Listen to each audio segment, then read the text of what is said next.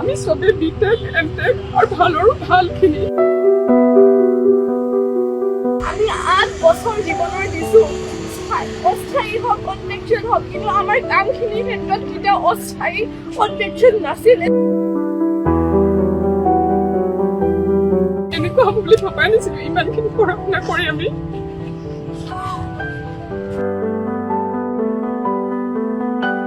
আমিওতো human হয় আমাৰো ইমোশনছ আছে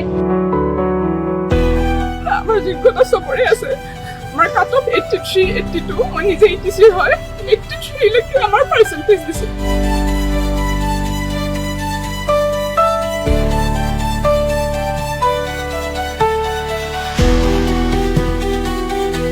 এনেকুৱা হ'ব বুলি ভবাই নাছিলো ইমানখিনি পঢ়া শুনা কৰি আমি সবে B.Tech M.Tech আৰ ভালোৰ ভালখিনি মা দেবে কৈছিল যে তই পঢ়াত ভাল হয় তোৰ কিবা এটা ভাল হ'ব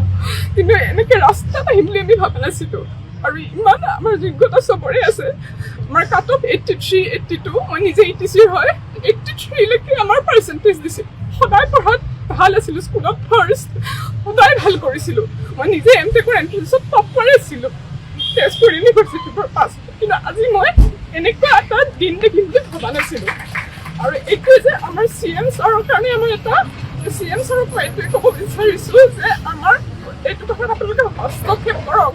আৰু আমাৰ যদি যোগ্যতা নাই আমাক উলিয়াই দিয়ক কিন্তু আপুনি হস্তক্ষেপ কৰক এনেকৈ আমাৰ লগত অন্যায় নকৰিব আৰু আমি আপোনাৰ ওপৰতে আশা ৰাখিছোঁ এতিয়া আপুনিয়ে যি কৰিব পাৰিব আমাৰ কাৰণে ন্যায় কৰিব পাৰিব IIT পৰা pass out ACC faculty Tezpur ইউনিভাৰ্চিটিৰ ভাল ফেকাল্টি কোনো যোগ্য নহয় চব ভাল আৰু ভাল কিন্তু আমাৰ লগত আজি ইমান অন্যায় হৈছে হয়তো কেইটামান টকাৰ কাৰণে তেওঁলোকে আমাৰ লগত এইখিনি কৰিছে চাওক আমাৰ ফালে আপোনালোকে এটাই প্ৰশ্ন শিক্ষাভিত্তিক চাকৰি হিউমেন নহয় নেকি আপুনি কওক এটাই প্ৰশ্ন হিউমেন নহয় নেকি আমিওতো হিউমেন হয় আমাৰো ইমোশনছ আছে 8 years হ'ল আমি নিজৰ 8 years দিছোঁ এনেকুৱা নহয় কলেজখনত যে অলৰেডি ফুল অন ফাউণ্ডেশ্যন আছিলে আমি কলেজকেইখন আৰম্ভণি দিছোঁ কলেজকেইখন আমি আৰম্ভণি দিছোঁ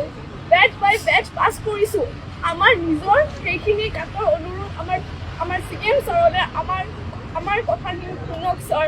প্লিজ আমাৰ কথাখিনি শুনক আমি 8 বছৰ জীৱনৰ দিছোঁ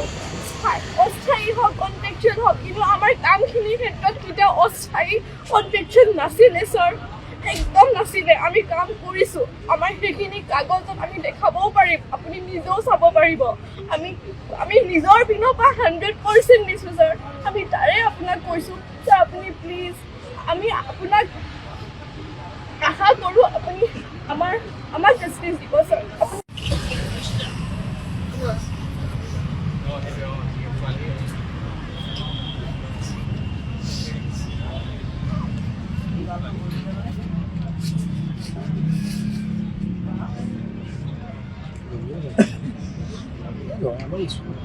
Online.